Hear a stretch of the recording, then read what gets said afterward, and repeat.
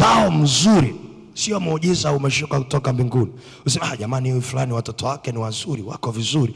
Uzao mzuri sio muujiza. Uzao mzuri ni maandalizi. Na ninapozungumza maandalizi, nazungumza kwa habari ya kuwekeza kwenye kulea kuliko kutunza. Kulea maana yake ni mchakato wa kumfundisha mtoto kuishi maisha yake mbali na wewe. Hiyo ndio maana ya kulea, kuishi maisha yake mbali na wewe. Kutunza maana yake ni kumpa tu nguo nzuri, chakula kizuri, shule nzuri, alale vizuri, au ni matunzo. Usiwekeze sana kwenye kutunza, sio kwamba ni vibaya, lakini wekeza zaidi kwenye kulea, kwa sababu niliwaambia hautakuja kukumbukwa kwa matunzo, utakuja kukumbukwa kwa malezi. Tunaenda pamoja watu wa Mungu. Kwa jambo la kwanza la kufanya ili uzao wako usije ukatumika na adui kukuzuia kufurahia baraka zako.